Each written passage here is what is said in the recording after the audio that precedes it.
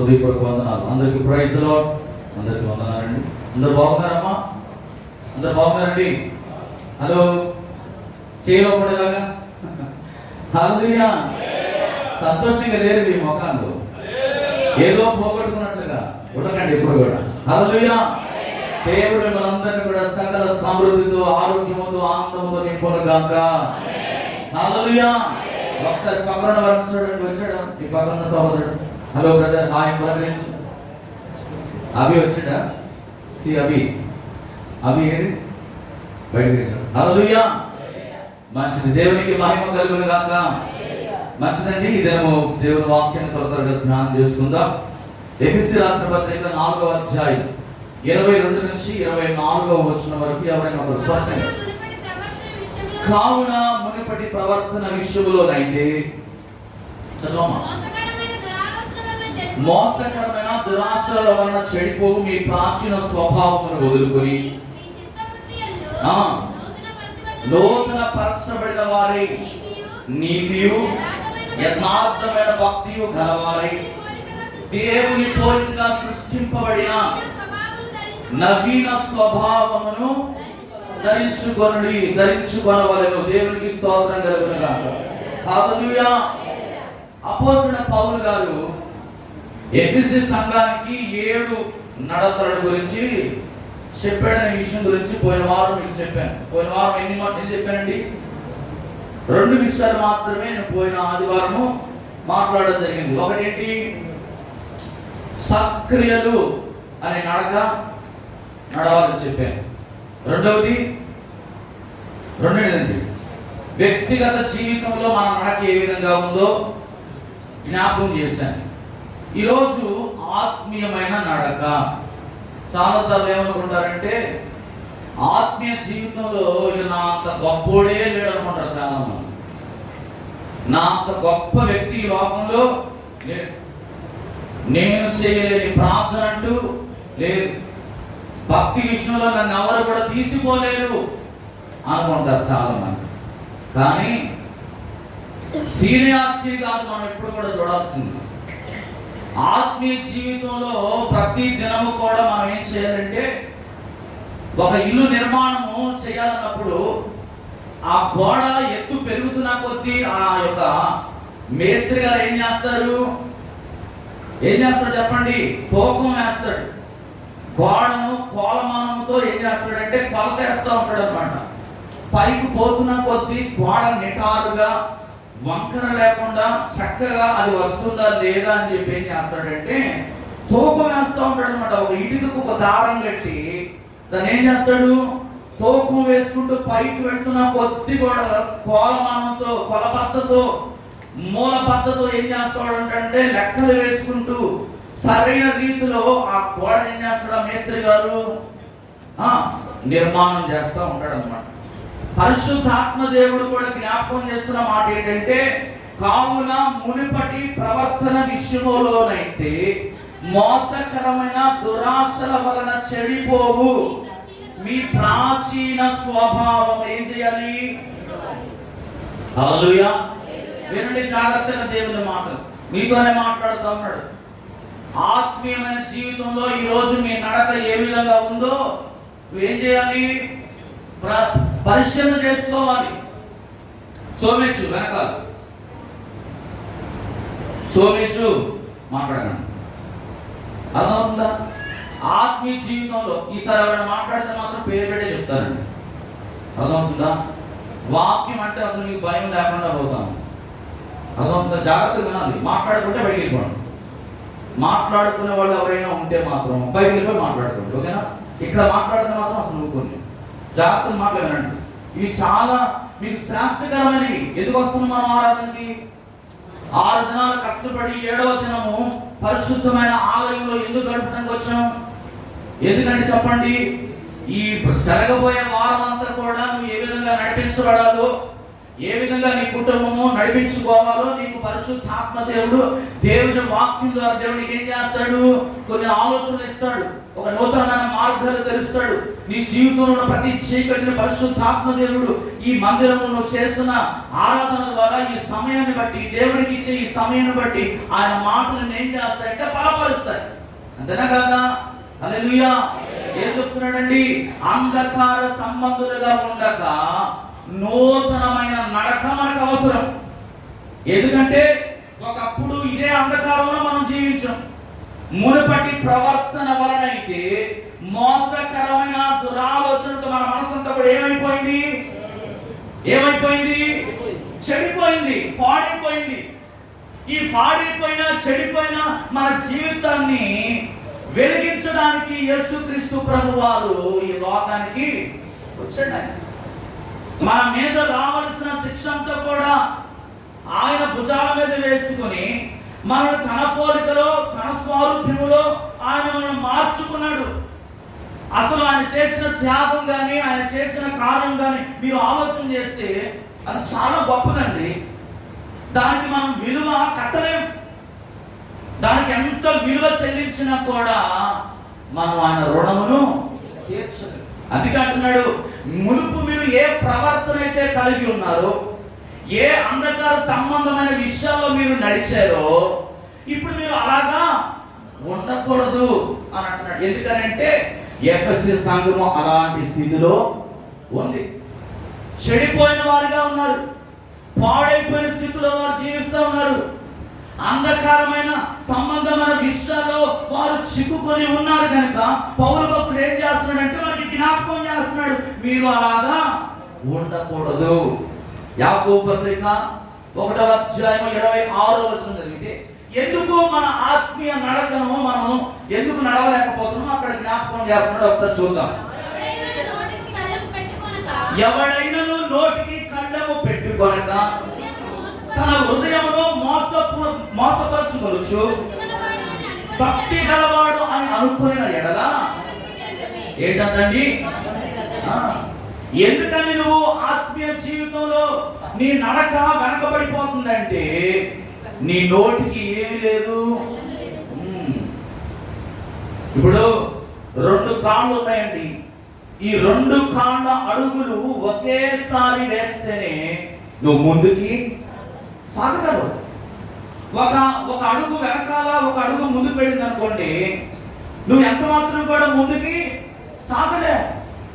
నీ 2 కాళ్ళు కూడా ఒకేసారి అడుగులు వేసినప్పుడే నువ్వు గమ్యానికి చేరుకోగలవు. ఈరోజు చాలా మంది ఆత్మీయమైన నడకలో వెనకబడిపోయిన స్థితిలో ఉంటున్నారు. ఒక పరిశుద్ధాత్మ దేవుడు మీకు జ్ఞాపకం చేస్తే దేవునికి స్తోత్రం కలుగును గాక. ఒక జ్ఞాపకం లేకపోతే దేవుడు మీకు జ్ఞాపకం చేస్తున్నాడు దేవుని మాటల ద్వారా. ఆయన ఏమంటున్నాడంటే ఎవడైనా నోటికి ఏముండాలి? ఆత్మీయ జీవితంలో నేను బలపరచబడ్డాను, నేను ఉన్నతమైన స్థితిలో ఉంటున్నాను అనుకొని ఈరోజు చాలా మంది ఏం చేస్తున్నారంటే భ్రమలో బ్రతుకుతున్నారు. ఎందుకంటే నాలుకంట చిన్న అవయవమే, కానీ ప్రకృతి వలయాన్ని ఏం చేస్తుంది? ఇది చిచ్చు పెట్టేస్తుంది.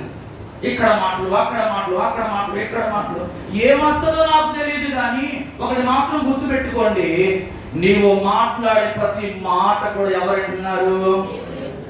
ఆయన వింటున్నాడు. ఆయన సర్వశక్తి కలిగిన దేవుడు. ఆయన కనులు లోకమంతా కూడా సంచారం చేస్తాయి. ఆయన చెవులు ఉన్నాయా లేదా? నీ మాటలు వినబడుతున్నాయా లేదా? ఆయనకి పెట్టేస్తా ఉంటారు చాలా మంది మెప్పు పొందుకోవడం కోసం. మాట్లాడేది విన్నది ఒకటైతే దానికి 2-3 మసాలాలు వేసేసి ఏం చేస్తారు? చిచ్చు పెట్టి ఏమి ఎరగనట్టుగా సైలెంట్ గా ఉంటారు అన్నమాట. కానీ ప్రభు చెప్తున్నాడు, అటువంటి జీవితంలో నువ్వు జీవిస్తూ నువ్వు భక్తి చేస్తున్నట్లయితే అది ఆ భక్తి ఎంత మాత్రం కూడా భక్తి కాదు అని ప్రభు చాలా స్పష్టంగా తెలియజేస్తున్నాడు. ఆదివారం ఏదో నువ్వు ఆరాధనకు వచ్చేసేసి హల్లెలూయా స్తుతి మహిమ చప్పట్లు కొట్టేసేసి ముగిసినంత మాత్రాన అది ఆత్మీయ జీవితంలో డెవలప్మెంట్ అనేది కాదు. ఈరోజు నీ ఆత్మీయమైన నడక ముందుకు సాగకుండా వెనక్కి వెళ్ళిపోవడం కారణం నీ నోటికి ఏం లేదు, కంఠం లేదు. అసలు మన నోటితో ఏమో మాట్లాడాలండి? బూతులా, సరసూక్తులా? ఇవి కాదు మన నోటి నుంచి రావాల్సింది. ఆత్మ సంబంధమైన మాటలు మన నోటిలో నుంచి రావాలని దేవుడు జ్ఞాపకం చేస్తున్నాడు. ఈరోజు మన ఆత్మీయ జీవితంలో ఎందుకని సంఘము అభివృద్ధి చెందలేక స్థితిలో ఉంటుందంటే, సమాధానం లేని స్థితిలో ఉంటుందంటే, ఈ నాలుగు ఏం చేస్తుందంటే, నరము లేని నాలుగంట ఎలా పడితే అలాగా దేవుని బిడ్డలుగా ఇదిగో ప్రభు జ్ఞాపకం చేస్తున్నాడు. అపోస్తలుడైన పౌలు సంఘంతో చెబుతున్న మాట ఏంటంటే, మునుపటి మీ ప్రవర్తన విషయంలో సాతానుగాడు నిన్ను మోసం చేస్తా ఉన్నాడు. ఆ మోసం చేసే ఆ దురాశల నుండి నువ్వేం చేయాలంటే బయటికి రావాలి. అప్పుడే నీ భక్తి నీకు ఆశీర్వాదాన్ని తీసుకొస్తుంది. అప్పుడే నువ్వు చేసే భక్తికి విలువ అనేది వస్తుంది. దేవుని వాక్యం తెలియజేస్తుంది. ఎఫెసీ రాసిన పత్రికలో 4వ అధ్యాయం 24వ వచనం చదివితే, నీతియు యథార్థమైన భక్తి గలవారై దేవుని పోలికగా సృష్టింపబడిన నవీన స్వభావమును, దేవునికి స్తోత్రం కలుగునుగా. నవీన స్వభావం అనగా నూతనత్వము. హల్లెలూయా. నవీన అంటే క్రొత్తది. ప్రతి దినము మన జీవితంలో క్రొత్త విధానము మనం అలవర్చుకోవాలి. హల్లెలూయా. ఈ మాటలు చాలా మందికి ఇష్టం ఉండదు. ఎందుకంటే భక్తి మార్గంలో నడిస్తే దేవుని యొక్క శక్తిని మనం వదులుకుంటాం. ఎప్పుడైతే భక్తిగా మనం జీవిస్తూ ఉంటామో దేవుడు మన జీవితంలో అనేకమైన కార్యాలు చేస్తాడు. ఆయన ఆత్మ చేత మనల్ని నింపుతాడు. ఆయన ఆత్మ ఎప్పుడైతే మనలో ఉంటుందో అప్పుడు దేవునికి మహిమ వస్తుందని సాతానుగాడికి బాగా తెలుసు. కాబట్టి ఆ ఆత్మ సంబంధమైన కార్యాలు నీ జీవితం ద్వారా దేవుడు ఎక్కడ జరిగించుకుంటాడో అని చెప్పి సాతానుగాడు ఏం చేస్తాడు? పట్టుకుంటాడు అన్నమాట. ఏదో రకంగా నేనేం చేస్తాడంటే లోకంలోనికి లాగేస్తా ఉంటాడు. అది పనే అది. అందుకే చెబుతున్నాడు ఏంటో తెలుసా? ఇదిగో నీతియు యథార్థమైన భక్తి గలవారై. ఎవరి పోలికగా నువ్వు సృష్టించబడ్డావు? దేవుని పోలికగా. నీవు నీ సొత్తు కాదని దేవుడు జ్ఞాపకం చేస్తున్నాడు. ఎందుకనంటే ఇదిగో మనం ఒకప్పుడు పాపం అనే చీకటిలో మనం ఉన్నాం. అయితే ఆ పాపం అనే చీకటిలో ఉన్న మనల్ని ఆయన వెలుగులోనికి మనం ఏం చేశాడు? బయటికి తీసుకొచ్చాడు. ఇప్పుడు పాత స్వభావం పోయిన తర్వాత ఎప్పుడైతే నీటి మూలముగా నువ్వు బాప్తిస్మము తీసుకున్నావో, ఇప్పుడు ఎవరిని ధరించుకున్నావు? యేసుక్రీస్తు ప్రభువారిని నువ్వు ధరించుకున్నావు. యేసుక్రీస్తు ప్రభువారిని ధరించుకున్న తర్వాత మళ్ళీ నీవు ఆ పాత జీవితాన్ని ఎంత మాత్రం కూడా నువ్వు అనుసరించకూడదు. నీ నడకను ప్రతిరోజు కూడా ఒక ప్రత్యేకించబడిన విధానంలో ఉండాలి. నీ మాటలు మారాలి, నీ వేషధారణ మారాలి, నీ వస్త్రధారణ మారాలి, నీ ప్రవర్తన మారాలి. ప్రభు వాక్యం చెప్తుంది కదా, దేవుని మందిరమునకు పోవచ్చున్నప్పుడు మీ ప్రవర్తన అంతటి యందు ఎవరి అధికారం కండి? ఆయన అధికారానికి ఒప్పుకోమని చెప్పి దేవుని వాక్యం చాలా స్పష్టంగా జ్ఞాపకం చేస్తుంది. ఒక ఆత్మీయమైన నడక ఎలా వస్తుందంటే నీతి మనలో ఉన్నప్పుడు. నీతి మనలో లేకపోతే ఆత్మీయమైన జీవితంలో మన నడక నూతనత్వము రాదు. నీతి లేకుండా చేసే పనులన్నీ చేసుకుంటూ ఒక ఆదివారం మాత్రమే వచ్చి నువ్వు ఇతర పరిశుద్ధంగా ఉన్నట్లుగా నువ్వు నటిస్తే బయటపడిపోద్ది. ఒక పాపము ఎన్నో రోజులు కూడా తాగదు. మంచిని గుర్తుపట్టడము ఆలస్యం అవుతుంది. మంచి పనులు చేసే వారిని చాలా తక్కువ మంది గుర్తుపెట్టుకుంటారు. మంచి తొందరగా మనిషి జీవితంలోనికి ప్రవేశించదు, కానీ చెడు మాత్రం చాలా వేగంగా వెళ్ళిపోతూ ఉంటుంది. చెడు మాత్రం చాలా వేగంగా మనుషులు తెలిసిపోతూ ఉంటది. చెడు ఎంత కాలము నువ్వు దాద్దామన్నా కూడా అది తాగదు. అందుకే దేవుడు చెప్తున్నాడు, మొట్టమొదటిగా నీకేముండాలంటే నీతి నీలో ఉండాలి. నీతి కలిగిన ప్రవర్తనే నిన్ను నూతనమైన మార్గంలోనికి నడిపించగలదు. హల్లెలూయా. రెండవదిగా యథార్థమైన భక్తి. మనుషులు ఉన్నప్పుడు ఒకలాగా, మనుషులు లేనప్పుడు ఒకలాగా భక్తి చేసే భక్తి అది భక్తి కాదు. నువ్వు ఎవరికి భక్తి చేస్తున్నావు? దేవునికి భక్తి చేస్తున్నావు. సర్వశక్తివంతుడైన దేవుడు మనల్ని చూస్తున్నాడు. ఆయనకు భక్తి చేసినప్పుడు నువ్వు ఎలా ఉండాలి? యథార్థముగా ఉండాలి. చాలా మంది గొప్పవాడు ఉన్నప్పుడు, ఎవరో ఉన్నప్పుడు వాళ్ళని చూడాలని చెప్పి వాళ్ళ చేత మెప్పులు పొందుకోవాలని పెద్ద పెద్దగా హడావిడి చేస్తూ ఉంటారు. వాళ్ళు ఎంతో కాలం ఉండరండి. వాళ్ళ భక్తి ఎంతో కాలము ఉండదు. గాలికి ఎగిరిపోవు చెట్టు వలె పొట్టు వలె వాళ్ళ జీవితం ఏమైపోతాయి? ఆరిపోతాం. కానీ ఎవరు ఉన్నా లేకున్నా, ఎవరు చూచినా చూడకున్నా నా దేవుడు చూస్తున్నాడని అనుకొని ఆరాధన చేస్తూ దేవుని సన్నిధిని అనుభవిస్తారు. చూసారా? వాళ్ళు ఎప్పుడు కూడా దేనికి భయపడరు. దేవునికి స్తోత్రం కలుగుతారు. ఎవరికి తల వంచరు వాళ్ళు. ఈరోజు దేవుడు జ్ఞాపకం చేస్తున్నాడు, ఆ పాపపు బ్రతుకులో నుండి నువ్వు ప్రత్యేకించబడిన తర్వాత నువ్వు ప్రతి దినము మరలా ఆ లోక మాలిన్యము నువ్వు అంటించుకోకుండా నువ్వేం చేయాలి? ప్రతిరోజు కూడా నువ్వు ముందుకు వెళ్ళాలి. ఒక కుందేలు, ఒక వేటగాడు ప్రియమైన వాళ్ళారా కలుగులో బురద పెడతాడట. బురద కలుగులో ఆ కుందేలును పట్టుకోవడానికి ఆ వేటగాడు కలుగులో బురద పెట్టినప్పుడు ఆ కుందేలు ఏం చేస్తుందంటే ఆ వేటగాడి యొక్క ఆ వేసిన కలుగులోనికి లేక ఆ బురదలో అది కాలు పెట్టడానికి ఇష్టపడక ఏం చేస్తుందంటే ఆ వేటగాడికి తన ప్రాణాన్ని అప్పగించేస్తుందంట.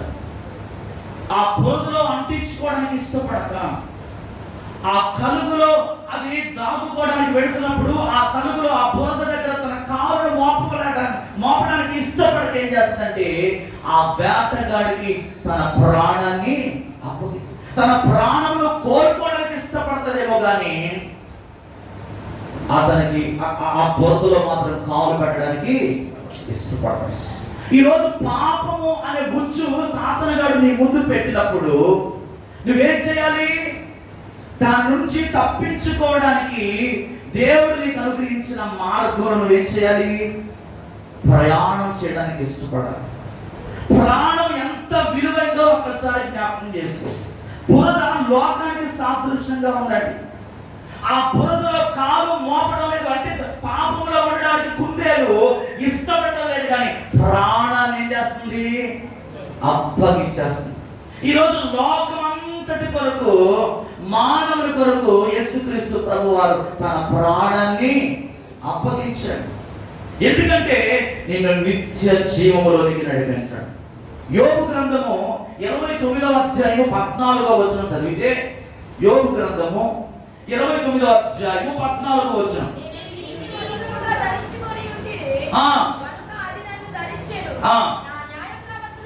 నా న్యాయ ప్రవర్తన నాకు వస్త్రమును పాగాయు. దేవునికి స్తోత్రం కలుగును గాక. ఏ వస్త్రమును ఆత్మీయ జీవితంలో నడిపిస్తుందంటే నీతి అనే వస్త్రమును ఏం చేయాలంట? ధరించుకొని ఉంటుంది. అది నన్ను ధరించెను. న్యాయ ప్రవర్తన నాకు వస్త్రమును పాగాయు. 15వ వచనం అంటున్నాడు, గుడ్డి వారికి నేను కన్నులనైతిని, గుడ్డి వారికి పాదములైతిని, దరిద్రులకు తండ్రిగా ఉంటిని, ఎరుగుని వారి వ్యాజ్యమును నీవు శ్రద్ధగా విచారించి. దేవునికి స్తోత్రం కలుగును గాక. ఎప్పుడైతే నీతి అనే వస్త్రమును ధరించుకుంటావో న్యాయమైన ప్రవర్తన కలిగి నీవు ఉంటావు. ఈ నీతి అనే వస్త్రం మనలో లేకపోతే ఏం కాదులే, ఎవరు చూస్తున్నారు, ఎవరు తెలుసు అని చెప్పి ఏం చేస్తూ ఉంటాము? ఎలా పడితే అలాగా జీవితాం. ఎప్పుడైతే నీతి అనే వస్త్రం మనలో ఉంటుందో గుడ్డి వారికి నువ్వేం చేస్తావంట? త్రోవను చూపించేవాడుగా మారిపోతావు. ఇంకేమంటున్నాడు? గుడ్డి వారికి పాదములైపోతావు. ఇంకా దరిద్రుడికి తండ్రి ఇంకేమంటున్నాడు? ఎరుగని వారి వ్యాజ్యమును నీవు శ్రద్ధగా విచారించే విచారణకర్తగా మారు. చూడండి, నీతి ప్రవర్తన కలిగి జీవించడం ద్వారా మనం ఎంత ప్రయోజనకరంగా మనం మారబోతున్నామో ఒక్కసారి జ్ఞాపకం చేసి, ఇటువంటి ఆత్మీయమైన నడకను ఏం చేస్తాడంటే ఈరోజు మనిషి దాన్ని విడిచిపెట్టేస్తా ఉన్నాడు. గలతీ రాసిన పత్రిక 3వ అధ్యాయము 27వ వచనం అంటాడు. గలతీ రాసిన పత్రిక 3వ అధ్యాయం 27వ వచనం,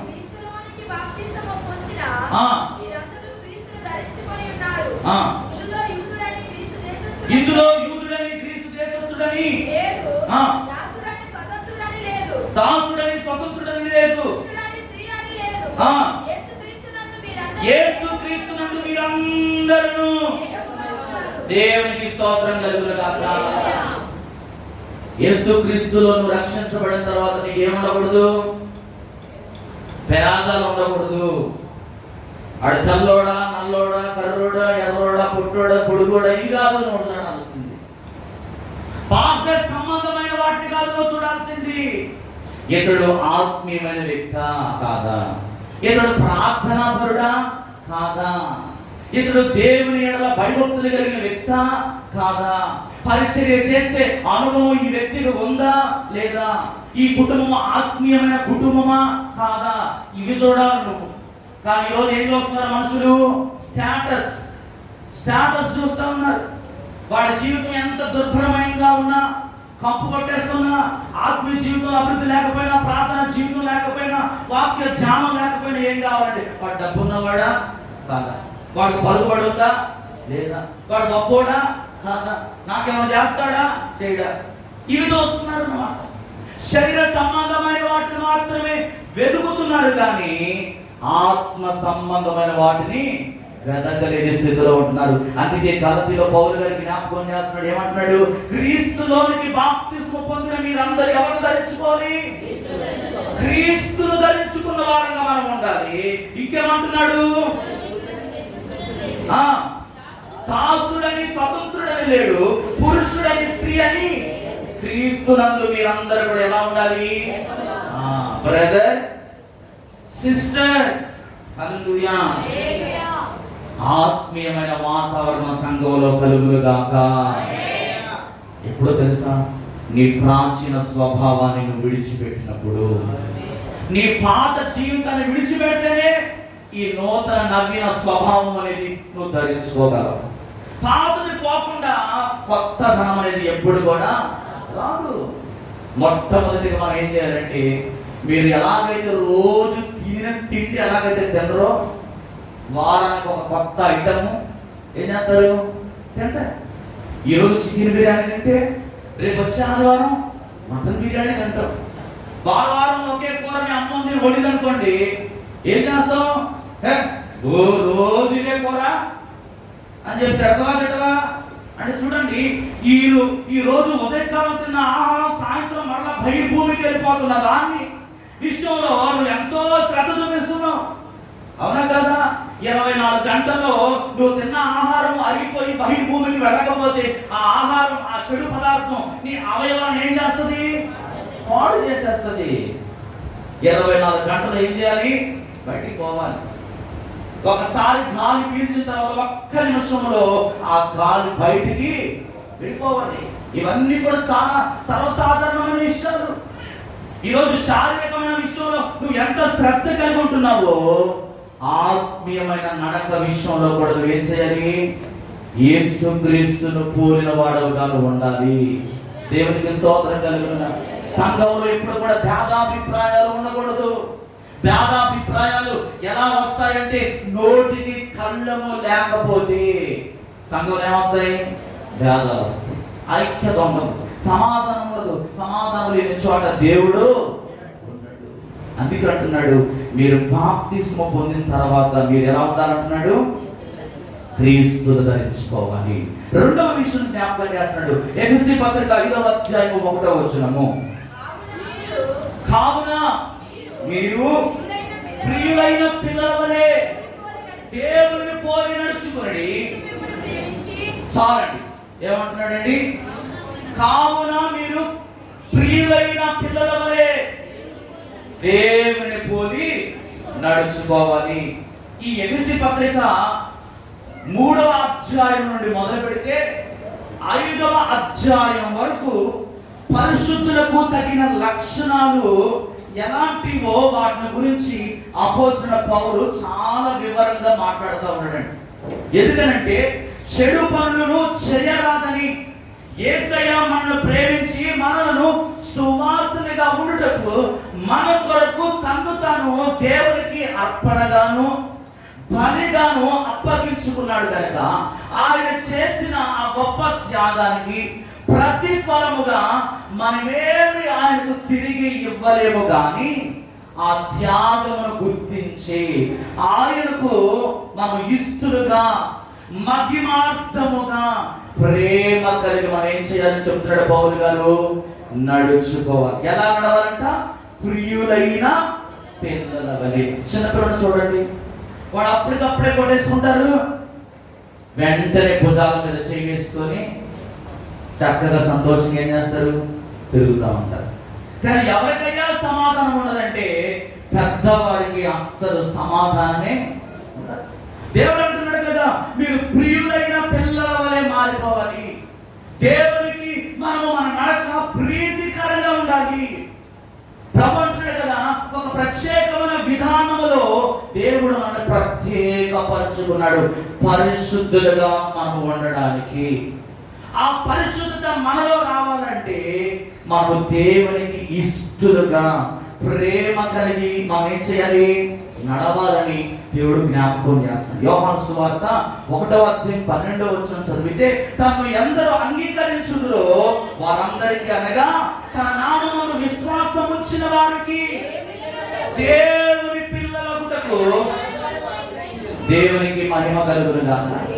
దేవుడే మనల్ని ప్రేమించకపోతే ఈరోజు మనం ఇంతమంది ఇక్కడ కూర్చునే వాళ్ళమైనా? అసలు ఆయన ప్రేమను పొందుకోవడానికి మనకు అర్హత ఉందా? దేవుడు జ్ఞాపకం చేస్తున్నాడు. ఇదిగో తను ఎందరు అంగీకరించుదురో వారందరికీ ఆయన నామమందు విశ్వాసముంచు వారికి దేవుని పిల్లలగుటకు అధికారము. ఏముండాలంటండి? విశ్వాసం. విశ్వాసమే నిన్ను దేవుని పిల్లలుగా మార్చబడడానికి దేవునికి అవకాశము.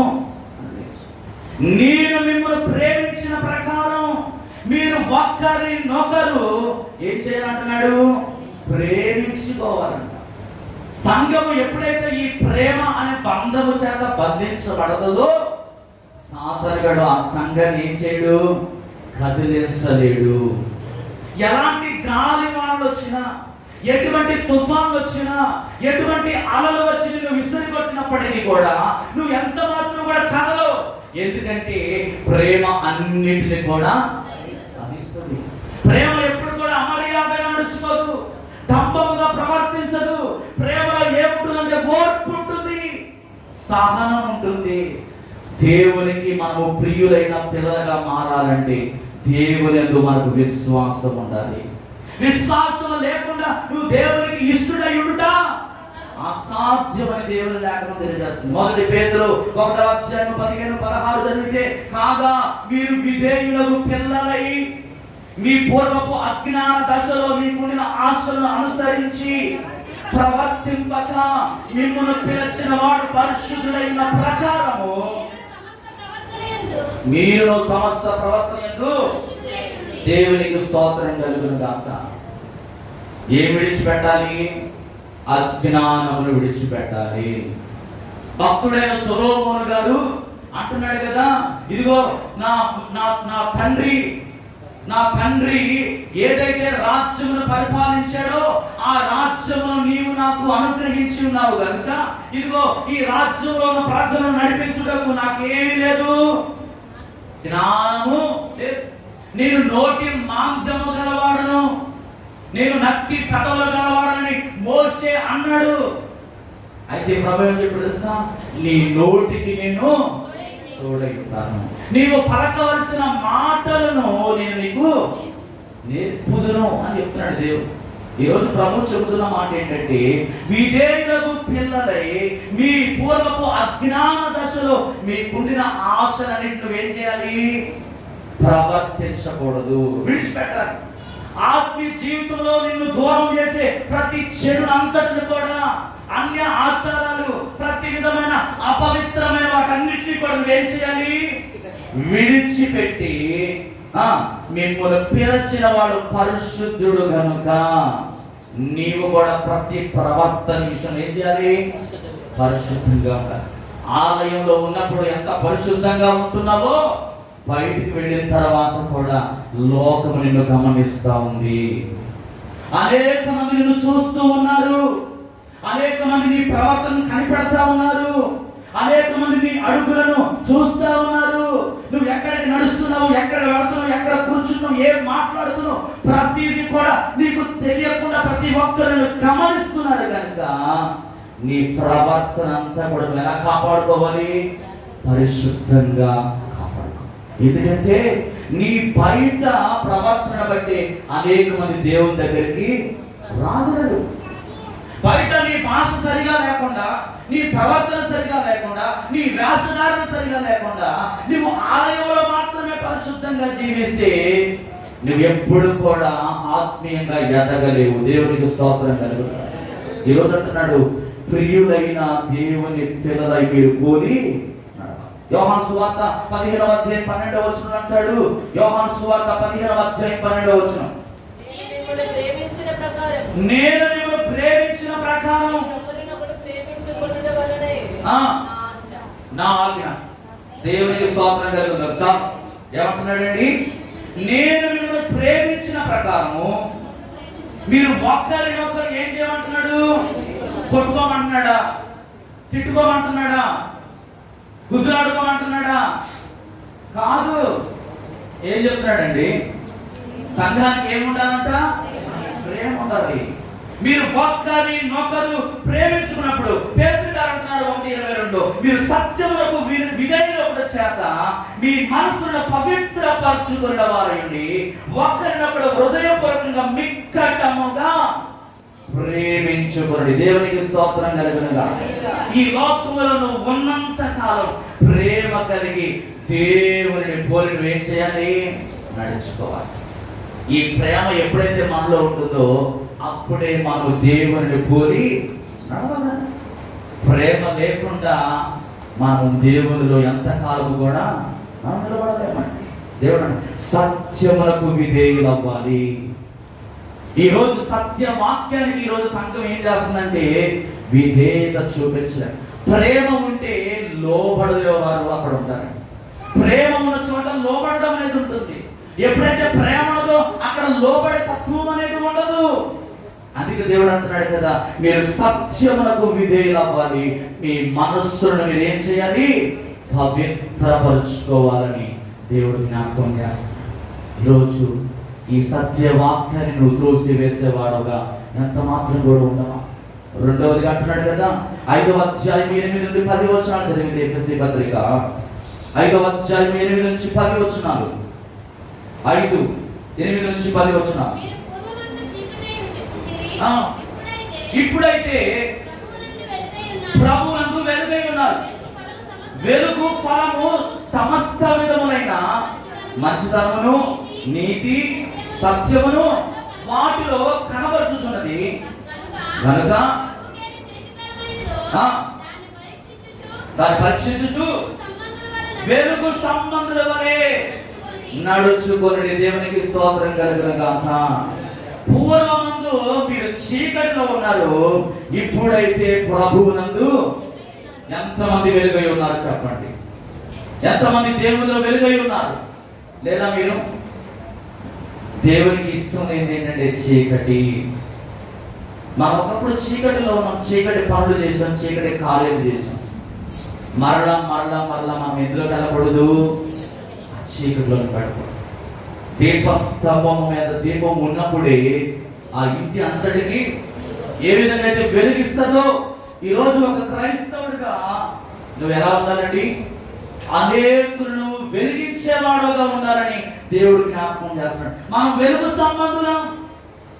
మన వెలుగు సంబంధం, మన చీకటి సంబంధం కాదు. చీకటి సంబంధులు ఎవరంటే లోకములో ఉన్నవాడు. వాళ్ళకి ఏంటంటే దేవుడు అంటే భయం లేదు, దేవుని యొక్క మాట అంటే వాళ్ళకి విలువ లేదు, దేవుని గొప్పతనం ఏంటో వాళ్ళకి తెలియదు. అందుకని వాళ్ళు ఏం చేస్తున్నారంటే అనేక పర్యాయములు ఏం చేస్తున్నారంటే విమర్శించుకుంటూ ముందుకు పోతా ఉన్నారు. వారు ఎప్పుడు కూడా పైకి రాలేదు.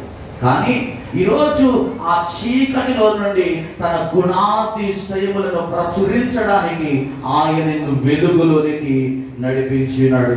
కనుక నువ్వు ఎలా ఉండాలంటున్నాడు దేవుడు? వెలుగు ఫలము సమస్త విధములైన మంచితనమును తీసుకొస్తుంది, నీతిని తీసుకొస్తుంది, సత్యమును తీసుకొస్తుంది. ప్రభువుకి ఏది ప్రీతికరమో దాన్ని నువ్వేం చేయాలి? పరీక్షించి వెలుగు సంబంధుల వలె నువ్వేం చేయాలి? బెరియా సంఘములే లేఖనాలను ప్రభు ఏమి మాట్లాడబోతున్నాడో, నీతో ఏం మాట్లాడుతున్నాడో తన సేవకుల ద్వారా నీవు ప్రతి క్షణము పరీక్షించుకుంటూ నీ నడక ఏ విధంగా ఉందో నువ్వు ప్రతిరోజు కూడా గమనించుకోవాలి. 2 కొరింథీ 6:14 మీరు అవిశ్వాసులతో జోడుగా ఉండకూడి, నీతికి దుర్నీతితో ఏమి సాంగత్యం, వెలుగునకు చీకటికి అది ఏంటండి? మీరు అవిశ్వాసులతో తాగేవాడితో సహవాసం చేస్తే నువ్వు కూడా తాగుబోతు అయిపోతావు. తిరుగుబోతుతో సహవాసం చేస్తే నువ్వు కూడా ఏమైపోతావు? తిరుగుబోతుగా మార్చబడతావు. కానీ ఈరోజు నీ సహవాసం ఎవరితో ఉన్నారంటే పరిశుద్ధులతో. ఇదిగో ఎఫెసీ 5:9 వెలుగు ఫలము సమస్త విధములైన మంచితనము, నీతి, సత్యము వాటిలో కనబడుచున్నది కనుక ప్రభువుకి ఏది ప్రీతికరమో దాన్ని పరీక్షించుకొని మేము ఏం చేయాలి? వెలుగులో నడవాలి. వెలుగులో ఉన్నప్పుడు ఏం కనబడుతుందండి? ఏం కనబడుతుంది? వెలుగు కనబడుతుంది. అనేక మంది వెలుగులో ఉన్నప్పుడు నీవు నీతిగా ఉండగలవు, యథార్థమైన జీవితం జీవించగలవు, పరిశుద్ధమైన జీవితం జీవించగలవు. కనుక నువ్వు ప్రతి నిత్యము కూడా ఎవరిని పోలి నడవాలంటే నీ రోల్ మోడల్ ఎవరై ఉండాలంటే దేవుడై ఉండాలి. దేవునికి స్తోత్రం కలుగుతాడు. ఒక కుర్రవాడిని అడిగితే నీకు ఎవరంటే ఇష్టం రా అంటే ఏమంటాడు? నాకు మెగాస్టార్ అంటే ఇష్టం, నాకు వెంకటేష్ అంటే ఇష్టం, నాకు ఆడంటే ఇష్టం. వీడు లోక సంబంధమైన వ్యక్తులు కాదు నీ రోల్ మోడల్. ఎవరు ఉండాలి? దేవుణ్ణి నీ ముందు పెట్టుకోవాలి. దేవుని పోలి ఎప్పుడైతే నువ్వు నడుస్తావో మంచి ప్రవర్తన నీలోకి వచ్చేస్తాడు, నీతి కలిగిన ప్రవర్తన నీలోకి వస్తుంది. సత్యమే మాట్లాడతావు కానీ అసత్యము ఎప్పుడు కూడా నీవు, నిజమే మాట్లాడతావు కానీ అబద్ధము నీ నోట మాట రాదు. ఈరోజు ఆయన నీతి కలిగిన న్యాయాధిపతి కనుక ఈరోజు మనం కూడా వెలుగు సంబంధులమని దేవునికి ఏది ప్రీతికరమో, దేవునికి ఏది ఇష్టమో, ఆయన మన నుండి ఏమి కోరుకుంటున్నాడో, ఏమి ఆశపడుతున్నాడో దాన్ని మనం చేద్దాం. తద్వారా దేవుని రాజ్యంలో నీవు ప్రవేశించాలి. కనుక ఈ ఉదయకాల సమయంలో ఇటువంటి జీవితాన్ని దేవుడు మనందరికీ అనుగ్రహించినట్లుగా ప్రార్థన చేసుకుందాం. అందరం కూడా కళ్ళు మూసుకుందాం. దేవుడి మాటలు మన వెనుకలో దీవించి ఆశీర్వదించును గాక. అందరూ కూడా తలలో ఉంచుదాం. అందరూ కూడా కళ్ళు మూసుకుందాం. ప్రతి ఒక్కరు కూడా జ్ఞాపకం చేసుకుందాం. ఆత్మీయమైన నడక విషయంలో ఈరోజు నీ స్థితిగతులు ఏ విధంగా ఉన్నాయి? అంధకార సంబంధులుగా ఉండక ప్రాచీన స్వభావం విడిచిపెట్టి నూతన ప్రవర్తన కలిగిన వారుగా మీరు ఉండాలని దేవుడు జ్ఞాపకం చేస్తున్నాడు. రెండవదిగా ప్రియులైన పిల్లల వలె నువ్వు మారాలి. దేవుని పోలిన నడక నీకు ఉండాలి. వెలుగు సంబంధుల వలె నువ్వు నడవాలి. జ్ఞానంతో నువ్వు నడవాలని దేవుడు జ్ఞాపకం చేస్తున్నాడు. ఈరోజు ప్రభు నీతో మాట్లాడిన మాటలను జ్ఞాపకం చేస్తున్నాడు. నీ ప్రవర్తన ఏ విధంగా ఉంది? నీ స్థితి ఏ విధంగా ఉంది? నీ నడవడిక ఏ విధంగా ఉంది? అనేక మందికి నువ్వు ఏ విధంగా ఉపయోగకరంగా ఉంటున్నావు? నీతి, సత్యము, పరిశుద్ధత నీలో ఉందా లేదా? ఈరోజు దేవుని లేఖనం ద్వారా నీకు దేవుడు జ్ఞాపకం చేస్తున్నాడు. మనం సత్యమునకు ఆయన మనల్ని ఎన్నుకున్నాడు. మనలో సత్యమే ఉండాలి, మనలో నీతే ఉండాలి, పరిశుద్ధతయే దేవునికి ఇష్టం అని దేవుడు జ్ఞాపకం చేస్తున్నాడు. ప్రేమ మనలో ఉండాలి. సంఘంలో ఒకరినొకరు భేదాభిప్రాయాలు కలగక దేవుని పోలి మనం నడవాలని ప్రభు అనేక విషయాలు దేవుడు ఈరోజు మనతో మాట్లాడి ఉన్నాడు. వీటన్నిటిని విడిచిపెట్టకుండా మన హృదయంలో జ్ఞాపకం చేసుకుందాం. విత్తబడిన వాక్యం కొరకు మన మధ్యలో ప్రసన్న గారు ప్రార్థన చేస్తారు. ప్రసన్న గారు మన మధ్యలో ప్రార్థన చేయబోతుండగా అందరం కూడా ఏకీభవిద్దాం. దేవుడు మనతో మాట్లాడిన ప్రతి విషయాన్ని జ్ఞాపకం చేసుకుంటాం.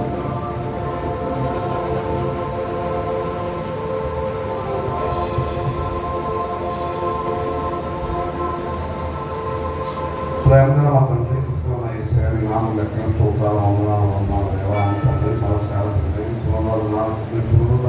తండ్రి ఇటు రీతిగా తండ్రి ప్రార్థన అందరూ తండ్రి ఇద్దరు వచ్చిన వాక్యం బట్టి వందనాలు అవుతుంది. మరొకసారి తండ్రి మాట్లాడుతున్నాం. అలాగే తండ్రి ఆరాధనలో మీరు నాకు తండ్రి ప్రతి వారిని మీ ఆత్మ గురించి వందనాలు దేవా తండ్రి. అలాగే తండ్రి చెప్పిన వాక్యంలో తండ్రి మా తండ్రి ప్రతి వారు తండ్రి అంధకారంలో తండ్రి వెలుగులో వచ్చినాం తండ్రి. నువ్వు మాకు తండ్రి యొక్క నువ్వు చేస్తున్నా వేసే తండ్రి ఆయన మేము గ్రహించి తండ్రి అనేకులు మేము మాదిరిగా తండ్రి మేము చీకటి సంబంధం తండ్రి వెలుగులోకి వస్తాను అనేకులు తండ్రి మేము ఉదాహరణగా జీవిస్తాను. ప్రతి వారిని నీ సన్నిధికి తండ్రి నువ్వే నిజమైన దేవుడు అని ప్రతి వారిని పరిచయం చేయటప్పుడు నీకు మాకు సహాయం చేయండి. ప్రతి వారిని తండ్రి జ్ఞాపకం ఉంచుతండి. అలాగే తండ్రి వచ్చిన వారిని తండ్రి జ్ఞాపకం చేస్తాను. ఎవరు అనారోగ్యంగా ఒక ఆరోగ్యం దాకండి. ఎవరైతే తండ్రి ఇబ్బందులు ఆర్థిక ఇబ్బందులు అందుకే తండ్రి ఆర్థిక సహాయం చేస్తుంది వారు ఆ తండ్రి ఆ యొక్క బాధల్ని అలాగే తండ్రి అనేక చాలా ఇబ్బందుల్లో ఉన్నారు, చెప్పుకోలేని స్థితిలో ఉన్న తండ్రి ప్రతి వారికి ధైర్యం దయచేయమంటున్నాం తండ్రి. అలాగే తండ్రి అయ్యారు తండ్రి అమ్మగారి తండ్రి వచ్చి జ్ఞాపకం చేస్తుందండి. దోమని జ్ఞాపకం చేస్తుందండి. అలాగే తండ్రి సంఘంలో ప్రతి వారి పెద్దవారిని అలాగే యూత్ని తండ్రి అలాగే తండ్రి ఉత్తరవారిని తండ్రి అనేక తీరు జ్ఞాపకం చేస్తుందండి. నీలో తండ్రి మేము ముందుకు వెళ్ళి తండ్రి అనేకులు తండ్రి ఉదాహరణగా జీవించే భాగ్యం తండ్రి వాళ్ళ పవిత్రంగా జీవించే జీవితం నాకు దయచేసి తండ్రి సమస్త గంట మైనా మీరు ఒక్కరే పొందుకోమని ఏసీ ఎంతపరుచుగా మనం అడిగి పెట్టుకో తండ్రి. అలాగే కళ్ళు మూసుకుందాం. అంటే ఒక చిన్న ప్రార్థన చేద్దాం. మన సంఘంలో సీమోన్ అందరికీ తెలుసు కదండి.